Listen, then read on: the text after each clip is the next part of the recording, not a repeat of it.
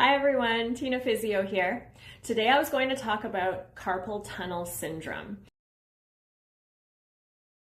So carpal tunnel syndrome, or sometimes we hear, oh, carpal tunnel for short.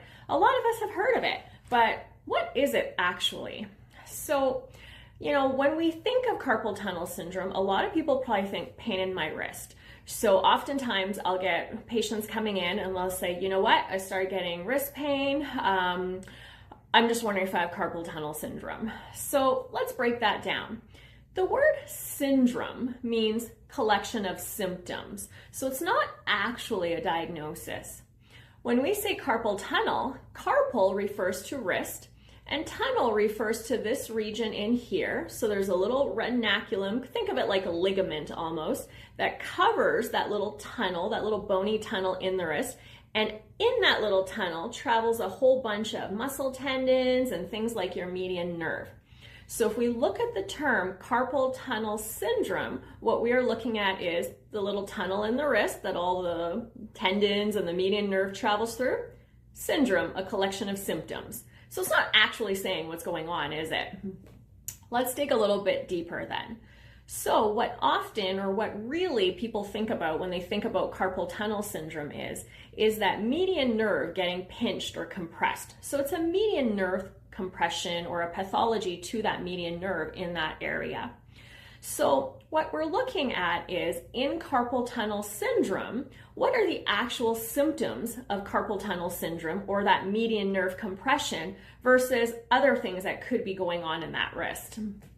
So things that you might often notice or hear people say, or what I'll hear people describe when they have carpal tunnel syndrome is they'll talk about dropping things. So our muscles depend on our nerves. That's how they operate. So if we don't have good nerve stimulation to the muscles in the hand, we might lose a little bit of that sensation or that dexterity. We might lose actual grip strength. So one of the common symptoms you're going to hear about or notice yourself if you're starting to get some early signs of carpal tunnel syndrome is dropping things. You'll have a hard time, or people will say they have a hard time hanging on to things. They'll drop things. They don't have a good grip on their coffee cup or their utensils, things like that. Another common complaint or symptom is people are going to have pain, so in this region. So because there might be some inflammation, there might be some compression, depending what's going on, this is often a site where you'll actually have pain through this region. You might have pain in other areas, but definitely in that wrist one is one of the common regions.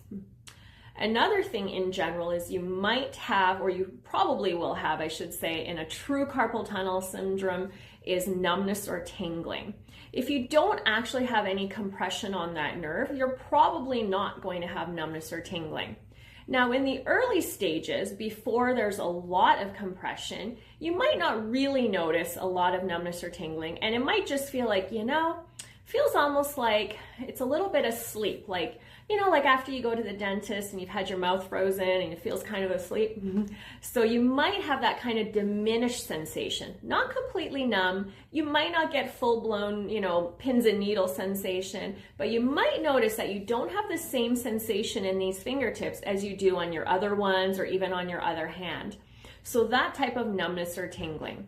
In some cases, you might actually have full-blown numbness. So you might wake up in the mornings, you might wake up in the middle of the night and just feel that whole region is numb and you try to shake it out and, that's a definitive type of numbness. Now, in order to actually diagnose carpal tunnel syndrome, when you go to see your hand therapist, what we might actually recommend is send you for a referral and give you a requisition for a nerve conduction test. That's how they actually determine whether or not there's true nerve compression.